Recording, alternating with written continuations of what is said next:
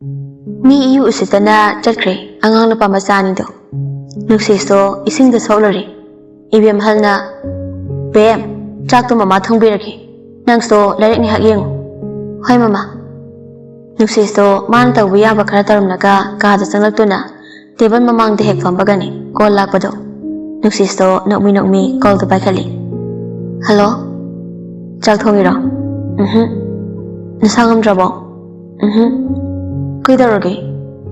Ngasidi mama na thongbirake aido larik pau haina thasile. Adudi aini gela zalo. Kaina dumai haido sum hairibani. Matung haino ado thabahalaba. Halakpagani. Nangi khonjal taningdana call tawralise. Wabra? Ngasidi khara wai. Chakti thongkrabo? Thongawri. Babana sum thongido hinjang semba khak oirasu yawiba yadro.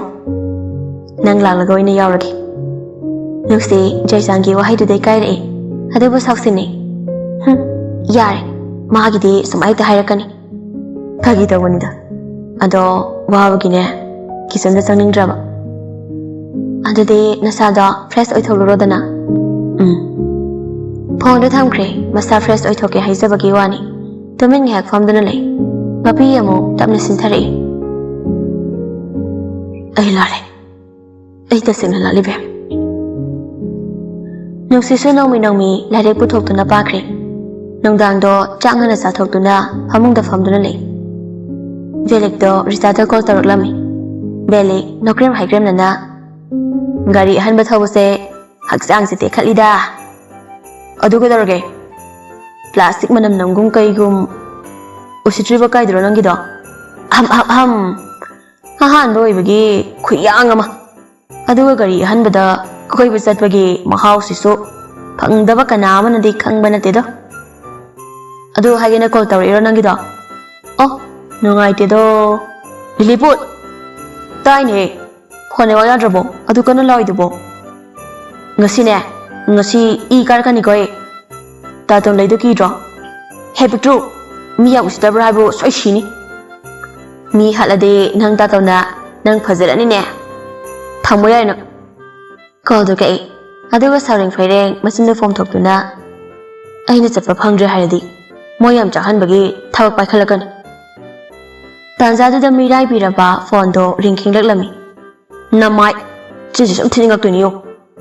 Sum kinglakpadada I karaduna ta pairaga langi hek tawbaga phone gi screen da chongthorakliba mingdo bada japlepi tower calling satpai khali nang soingonda kari hen bahai gi haina call tawraino noi ni changdana isa I ka hanbai wani ne kana na kayum tawmage khangdaba sasinaraga ngahak lerga hawrake haini ne ngano phone do manada gi lokthokduna yengi chummi number sidi Rizar kana na kay harino nay gine mamay mako khangdake ai di noi gumna yumda ining tawbo ngamde ima su leite gidi kana da so nauthi sajafam leite ima na machai bu hundok lamlaga chakhraba matung ai gi tamo amade taton gi nanganda chawjarakpani aduna ai taton amade tamo yamki aina kari gumba moina haibado yadradi taton hoi wagadra yam pakhali ngasidi Richard thawai nungai traba mali pukni nungsina wa haiba lepti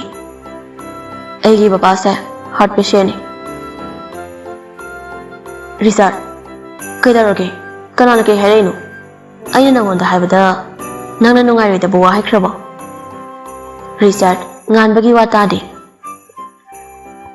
nangide kari nom tawrakpada ima leiri mapali taba machadagide mama leitaba machane hena awatpa leibani aisu imada nakthi sajabado pame piklingai degi hauna nangi imana yam care lobidana matamda aina egi ima ka am miss tawi nang khangbra yam shijani da ima haise nganba aigi punsida ima haina amu phau kawrakri kanada ima haina nushina kauni haibasu khangde aigi di tatona ima hoiduna lakpani aduna ai tatona haibada tawdaba ngamdi aina khale ima sina asuk nushi ise kaigino haina Richard nasai makai Felix yauri bani Richard ki ning bakai ba wahai singduna tumina lesin bangamdre aduna tapna kaujarapani.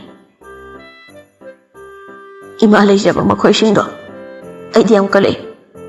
Asuk nungsikraba ima asibu miyoi kharadi tathi tawbasi yawe. Makhoi-singdo thamoi pandaba misa oigani. Richard ai lale. Adusu tada mapidu daithoktuna. Ai ima uninge ngasidi. Thongzei maramdage Daniel wari singdo tarami. Masu mapi ira chele. Richard so makha tari. Ai ima do yam phatte. Macha aina suk nungsiraga pikliba macha aibu hunduklamlaga chatki. Belik do susu tawri. Masu mana haikibo ai singaduna magi nungsiraba marupsibu awaba pibado thamoidu nungaijade. Mana lale haiba phawa tada haitharakliba nungsiba wahai singduna irang langjaba bele ngasidi kapli. Khaludabani asi yawna waroromgani haibadi. Belikna haiba waduge aduklana khanganu. Madi hanadagi so adu ngangdana leedudi. Ei mangonda kaishu khande. Eigi mapoksida warujabani. Ahomdo tumin amuk laini. Belikna kapagi makholdo khaknatana atopa khonjel amata tade. Moi ani sunungaitre. Irang langjaba magi marupna kapadu tabada. Ngan baso haifong khangdre. Kari hairaga themni haibasu khangdre. Belik khumlakte khumbangamdre.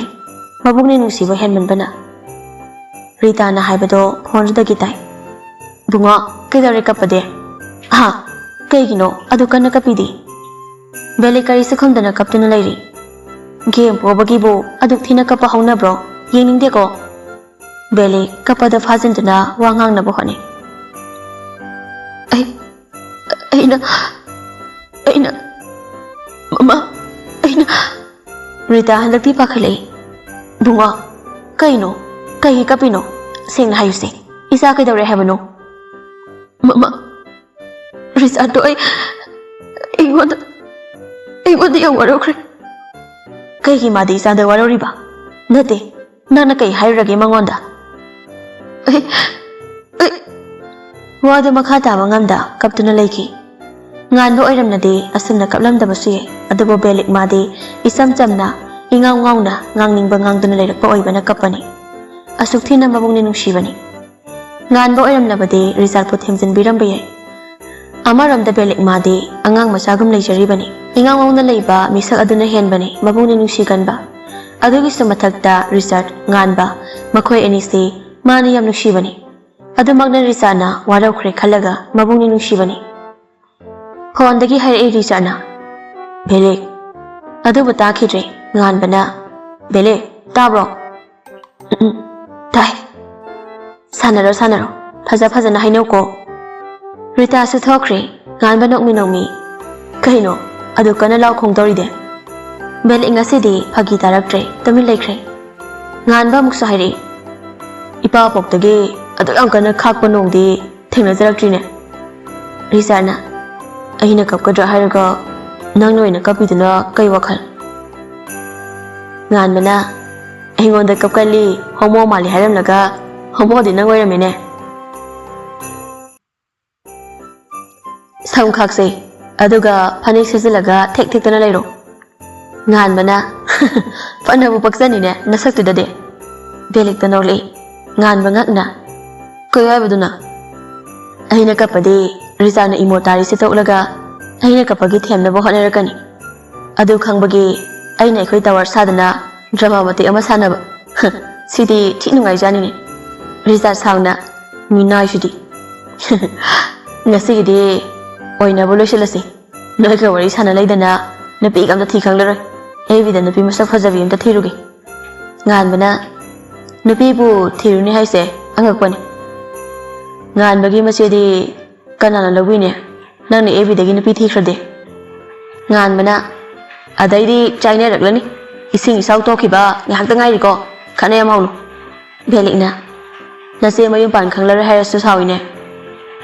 Bunga haima isa de thawai tan kapidana. Koinu papa kai haninge. Isa ka phawi haidana ifa laklibani. Aduga wathi suna lermine. Konana kape aino machinda thi netlaga kawgine. Richard machin khomdana Belly nokmi nokmi phondo asindana kanano sakmauri se Samsat masanda lauthle bungo kari wahi watano Baba lengthokibana phani haina khali hai chai sagre nang nama napada masok mopak naidaba nahagi warida ahan yaudabana phanida nganbana napada adukthina sabiba honadeko Risana Lilliput pi khupiktuga ngangthorliba wangangduga othop sana khidre nate nasaga janaba waso khara nganguba sigumba sine hero haise nangni hero oyadi aina bet oyeko kada taraga khita fuzagi nganbana noise aigi mataw logoi wani ne sidi sinfam hongdaba yadre hongdo kanade nangi acting sina aina full copy ta horage aina hero sabada pakoi wani mayang sepi man banana hero sardi bet khaidi maton thoni ahomdo punkrabadi wathi loiba nai banati amadagi ama puthok tuna ngangni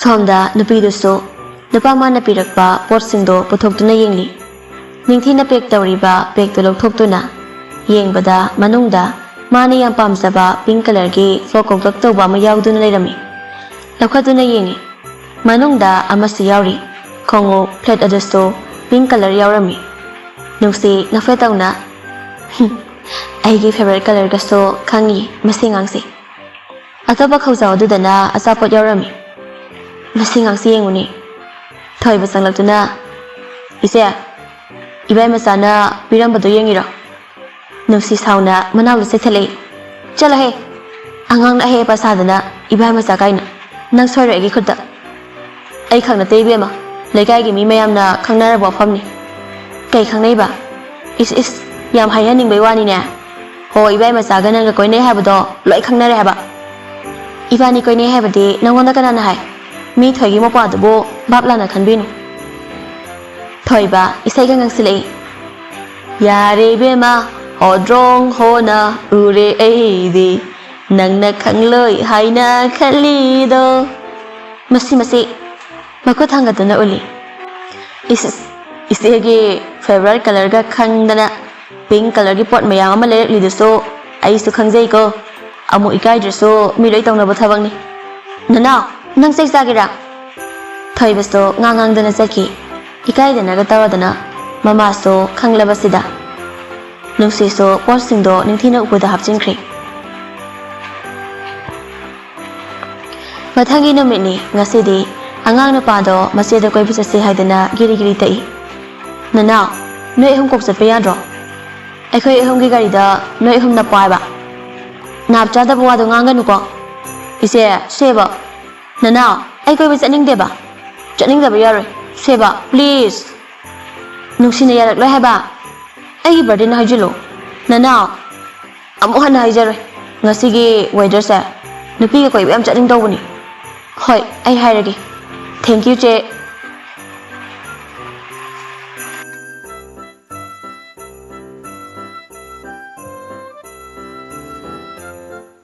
phone dani joychando nganbagi number kanadagi lobuna khangde call taraklami nganbadi anon number ama call tarakpadu da paije hajin tarakpadu da tamna paikhali yam reserve oiba sadana wa khangangdi nganba aibu khanglibo nganba pisim selak ta khragum joychan oh khangjare ado kai nangna bemda kai khali haiba ai loi khangi nganba sulap tari nangna manu sinin toido kai kanari ge nupa tho ai ga muknaraga nangna ngamade bembulo adu ga ina ngamnade bemlong nganba wa amata ngangde nongmata so bembu nangi gari manungda naphan khrabo kaino nupa mo iraga adu homo siride oi nang gumana aigi bem nusiba matigam chade bembu nusibda ngasidagi yara tamo hoi ai ngangi iti ipa chade habiso ai khangi adu boi nakhoi anigi marakta yekhiba leitabrai na khali adu ga ina mabu nusibade nakhoi na nusibano haiso nganbuna tagadaba nate adu ga mabu khutaksida ai goi biso ai ngam ai shunupani Oh, ada no iba tay. Nong mata so nangga wari thi nungai na sanadrido. Natro. Boy, ori da bathabak taun. Are bada mata manghalido pamudro. Adu wi saruk se nakhoda thele. Pidre kapi ma pigi. Tamo. Hai. Tapna. Nang na hausin nusinari ni haiduna nang na haiba. Nangi khak oi ni haibadi. Khara lapna thamko. Kariya. Nate hausin lariba condition sida bem phangni haibagi asaga tawribro nangbo. Ngan yam sauningli yam sa penjadre. Adamu masado pakhang masai bagi haunabi angam tandi do hori. Ngasigi numita aina mabo ai gari maninda hapangam drama. Rusigi oina magi maming ai thamodagi muthakani. Aduga ngamlaba thoklaba. Tamo adumadi nanawgi malalatre. Call do ngan bana ke hek thambaga masegi manakta lakhibani. Maseni garaklabada hadawno thali. Aduga maruk anida paudu marik chumna tamli. Maruk anida so kanana chumba kanana lamba khangdi. Moigi maruko karem narami usitlam de haiduna machindo pedrong ngangi belik na maheli. Papi joyjan usitaba khangli jado mangaka chegap na chapaga jarap na thong mamai mami gyan ta halogi ko pandop yaima liliput ai le khangdaba sai rizana mamai mami tuda tharo chapa yanjan gi ko belik na nati aina haidi nupi da mana koi kre adoidi yam lem na lebi andro amu chaka tawida mawongi iman mandana maduna pado neibi gam sai yai koirisi leithasi tato ne yagadona ayat na bahina rak okay didi ngandana mana yarakadaba mandi belikna hekhoi na pina yana ba mai haijini kaini adogi bo pakhat pauna de adoga joysan haibra adogi lekai da hagat handa thausi ngasi di long drive mina gari thawga do full hapnaro ngandana thawgi sel aina pini ngasi goini belikna hekhoi di khara fai nangam ta full hapo napi mangda gari sak lekhibo ikai ni ngai ngarang hapkhrabani yarni cheki tawko tawrami yarni risana pharidi ai ta tondam ta hakhi phone thamna khre thoide tamina mirak narak yenglaga tholi makhutta bottle amaga sapai raga ngan bagi bullet da phat yeng aduga wakhala makhali sidi thawdong mande ama sida chekada mali bai khawli ba dom sangsin dana thaw khaide amu tholakana hairap amu yenglamnaga kada sangki kada sanglakuna jaisangi number da text ama thajali nungsi so call tawraklami hello thoy kailegi call tawrakondbo ai khangaudre nungsi ngasidi kaida nama koiba chatlese kaida ama hekta aikhoina nawga chakadabani chanso haikre hoi hairakani as ai talida tanbe yare next madi yadaba yare thoy Meni sum chaloda ayawragi ngasi khakniba atopa numita ai haijareba please thoy nangna haibada ai sadam yari duni ngasi di aina haiba amu yawoba Meni sum chaloda please aido please nungsi nungai rakaduna hoi chalurasi adudi horen pung ahomda labulaki lesilaga leram hoi phone se thamkre angang ama hore lungai ni aina mu drama sanaba taidana research sumagi tatongi kada changli taton khangnadana babasto tamosi lairambadu dangalap kai leroge thoirembana nangso nangi tatonu sakibada yahan khrasira na khanaramni research ngakni yengle wadi ngangja bangamda danena aduda nanga kai pamiba sida sumleidi ngaksuna dana lorani Research itatapna tato tamo ai handak chahi sidamdi lakhige khanaro masinala danena hoi research kiru yenglaga kainom haimingba manbagi maong leibadada thoirembana kedore danena kai haningbano tato tamo aido ngan hoi phawda chatloge tawbani moina so koi o hairakpa aina di yado mandi budi haikibani aduda thoiremba nokke tawna ꯑꯗꯨꯗ ꯀꯩꯗꯧꯔꯕ ꯀꯩꯁꯨꯝꯕꯨꯗꯤ ꯇꯧꯗꯕ ꯑꯗꯨꯗ ꯗꯥꯅꯤꯌꯦꯜꯅ ꯅꯪꯒꯤ ꯑꯗꯨꯗꯁꯦ ꯌꯥꯝꯃꯤꯗ ꯃꯄꯥ ꯑꯣꯏꯕꯁꯨ ꯅꯐꯦꯠ ꯇꯧꯖꯩ ꯑꯁ ꯀꯥꯇꯣꯟ ꯑꯩꯗꯣ ꯆꯠꯂꯨꯁꯨ ꯍꯥꯏꯔꯕ ꯗꯥꯅꯤꯌꯦꯜ ꯂꯛꯅꯒꯦ ꯌꯥꯎꯅ ꯌꯥꯗꯧ ꯃꯥꯟꯗ꯭ꯔꯕꯅꯤꯅ ꯆꯠꯂꯅꯨꯗꯅ ꯑꯗꯨꯒꯤ ꯁꯔꯨꯛ ꯆꯥ ꯑꯍꯥꯎꯕ ꯑꯝꯇ ꯂꯣꯜꯂꯛꯑꯣ ꯊꯛꯁꯦ ꯔꯤꯆꯥꯔꯗ ꯁꯨꯞꯇꯨꯅ ꯇꯥꯃꯣꯁꯦ ꯅꯨꯄꯤ ꯊꯤꯖꯤꯟꯕꯗꯤ ꯌꯥꯔꯕꯅꯤ ꯀꯩꯅꯣ ꯈꯪꯗꯦ ꯑꯩꯅ ꯁꯨꯝ ꯇꯧꯔ ꯂꯩ ꯅꯨꯄꯤ ꯊꯤꯕ ꯈꯪꯗꯧ ꯃꯥꯟꯗ꯭ꯔꯦ ꯑꯗꯨ ꯑꯣꯏꯔꯒꯅ ꯑꯩ ꯑꯣꯏꯅ ꯊꯤꯔꯒꯦ ꯗꯥꯅꯤꯌꯦꯜꯅ ꯃꯁꯤ ꯌꯦꯡꯉꯨꯅꯦ ꯑꯩꯈꯣꯏ ꯑꯅꯤ ꯀꯥꯟꯅꯒ ꯅꯨꯄꯤ ꯊꯤꯔꯒꯦ ꯍꯥꯏꯅꯤ ꯍꯣ ꯑꯅꯤꯃꯛ ꯑꯔꯤꯕ ꯑꯣꯏꯅ ꯁꯨꯝ ꯂꯩꯕꯤꯔꯣ ꯑꯩ ꯊꯤꯔꯒꯦ ꯖꯣꯏꯅ ꯃꯁꯤ ꯌꯦꯡꯉꯨꯅꯦ ꯕꯕꯥꯁꯨ ꯈꯪꯂꯤ ꯅꯠꯇ꯭ꯔꯣ ꯇꯥꯃꯣ ꯅꯨꯄꯤ ꯊꯤꯔꯔꯣꯏ ꯍꯥꯏꯕꯁꯦ ꯑꯗꯨꯒ ꯇꯥꯇꯣꯟꯁꯨ ꯅꯨꯄꯤꯅ ꯌꯥꯔꯛꯑꯝꯅꯤ ꯍꯥꯏꯕꯗꯤ ꯊꯥꯖꯗꯦ ꯑꯗꯨꯅ ꯏꯃꯨꯡꯁꯦ ꯅꯨꯄꯤ ꯑꯃꯒꯤ ꯃꯊꯧ ꯇꯥꯕꯅꯤꯅ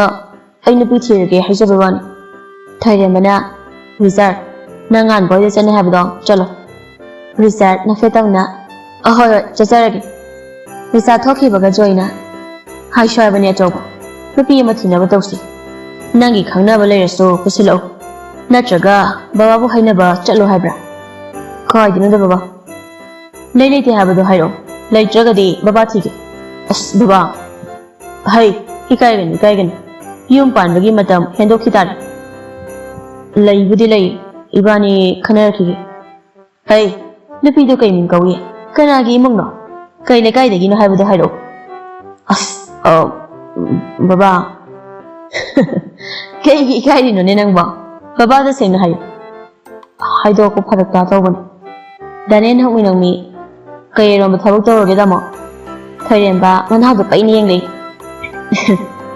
ꯇꯥꯃꯣ ꯂꯨꯍꯣꯡꯅꯕ ꯇꯧꯔꯁꯤ ꯑꯩꯁꯨ ꯑꯩꯈꯣꯏ ꯑꯃꯗꯁꯨ ꯃꯤꯅ ꯍꯥꯟꯈꯤꯕ ꯇꯥꯔꯦ ꯑꯗꯨꯅ ꯌꯨꯝꯗ ꯄꯨꯔꯛꯍꯧꯗꯕ ꯌꯥꯗ꯭ꯔꯦ ꯀꯌꯥꯗꯅꯣ ꯌꯦꯡꯉꯨꯅꯦ ꯕꯕꯥ ꯂꯩ ꯍꯥꯏꯕꯒ ꯈꯪꯗꯕ ꯃꯈꯩ ꯀꯩꯁꯨ ꯀꯥꯏꯗꯦ ꯑꯗꯨꯅꯦꯕ ꯍꯧꯖꯤꯛ ꯃꯇꯝꯗꯗꯤ ꯏꯀꯥꯏꯅꯕ ꯌꯥꯗ꯭ꯔꯦ ꯊꯩꯔꯦꯝꯕꯅ ꯇꯥꯃꯣ ꯀꯩ ꯅꯨꯃꯤꯠꯇ ꯆꯠꯂꯛꯀꯦ ꯍꯥꯏꯕꯅꯣ ꯑꯩꯗ ꯆꯠꯆꯔꯒꯦ ꯍꯧꯒꯠꯇꯨꯅ ꯆꯠꯄ ꯍꯧꯈꯤ ꯅꯨꯄꯥ ꯃꯆꯥ ꯋꯥꯈꯜ ꯈꯜꯂꯨꯀꯣ ꯊꯩꯔꯦꯝꯕ ꯅꯧꯃꯤ ꯊꯣꯛꯈꯤ ꯕꯕꯥ ꯑꯩꯁꯨ ꯅꯨꯄꯤ ꯊꯤꯔꯒꯦ ꯈꯟꯅꯁꯤ ꯅꯪ ꯇꯥꯃꯣꯒꯤ ꯍꯥꯟꯅ ꯇꯧꯈꯤꯁꯤ ꯑꯗꯣ ꯇꯥꯃꯣꯗꯣ ꯈꯔ ꯍꯥꯏꯕꯤꯌꯨꯀꯣ ꯑꯩ ꯅꯨꯄꯤ ꯊꯤꯅꯤꯡꯂꯕꯅꯤ ꯔꯤꯆꯥꯔꯗ ꯇꯥꯟꯖꯥ ꯆꯥꯔꯦ ꯈꯟꯅ ꯍꯔꯥꯎ ꯒꯥꯔꯤ ꯊꯧꯗꯣꯛꯇꯨꯅ ꯉꯥꯟꯕ ꯍꯣꯏ ꯇꯝꯅ ꯂꯩ ꯉꯥꯟꯕꯗꯣ ꯉꯁꯤꯗꯤ ꯃꯤꯛꯁꯜ ꯃꯃꯥꯡꯗ ꯂꯦꯞꯇꯨꯅ ꯃꯅꯤꯡ ꯃꯃꯥꯡ ꯍꯨꯠ ꯂꯩꯗꯨꯅ ꯌꯦꯡꯗꯨꯅ ꯂꯩꯔꯤ ꯉꯁꯤꯗꯤ ꯃꯦꯆꯔ ꯑꯣꯏꯕ ꯁꯥꯗꯨꯅ ꯃꯦꯟ ꯁꯔꯠ ꯄꯤꯡ ꯀꯂꯔ ꯂꯤꯠꯂꯤ ꯐꯣꯔꯃꯦꯜ ꯄꯦꯟ ꯕ꯭ꯂꯦꯛ ꯁꯦꯠꯂꯤ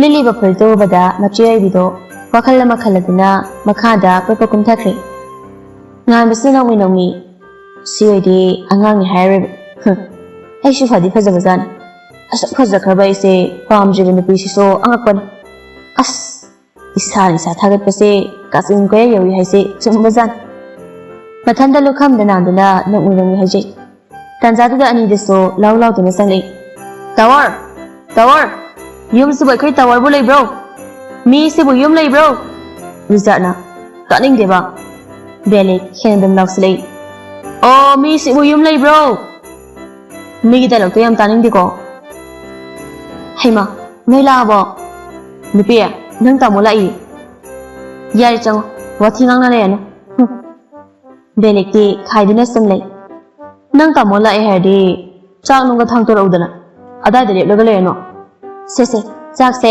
ꯆꯥꯊꯣꯛꯄꯤꯔꯣ ꯑꯗꯨ ꯍꯥꯏꯗꯨꯅ ꯈꯨꯇꯨꯝ ꯇꯥꯁꯤꯟꯗꯨꯅ ꯕꯦꯂꯤꯛꯀꯤ ꯄꯥꯝꯕꯣꯝꯗ ꯗꯤꯛ ꯁꯨꯖꯠꯂꯤ ꯑꯁ ꯍꯤꯡꯆꯥꯕꯤ ꯃꯋꯥ ꯃꯄꯨꯔꯣꯏꯕꯗ ꯈꯨꯠ ꯊꯥꯕ ꯐꯠꯇꯦꯅꯦ ꯅꯪꯕꯣ ꯔꯤꯆꯥꯔꯗꯅ ꯅꯕꯨꯛ ꯊꯜꯂꯕꯣ ꯅꯪꯕꯣ ꯑꯧ ꯑꯅꯤꯗꯣ ꯏꯃꯨꯡꯗ ꯆꯪꯂꯛꯏ ꯕꯦꯂꯤꯛꯅ ꯕꯥ ꯀꯩꯅꯣ ꯉꯁꯤꯗꯤ ꯊꯤꯅꯔꯦ ꯀꯩꯅꯣꯅꯦ ꯉꯥꯟꯕ ꯅꯧꯃꯤ ꯉꯁꯤ ꯈꯠꯆꯜꯂꯤ ꯕꯦꯂꯤꯛꯅ ꯅꯪꯁꯦ ꯁꯨꯃꯥꯏ ꯐꯖꯕ꯭ꯔꯣ ꯅꯍꯥꯟꯈꯩ ꯑꯩꯅ ꯅꯍꯥꯟꯈꯩ ꯃꯥꯛꯁ ꯎꯞꯄꯁꯤꯗ ꯑꯩꯒꯤ ꯐꯖꯕ ꯈꯪꯗꯕꯩ ꯋꯥꯅꯤ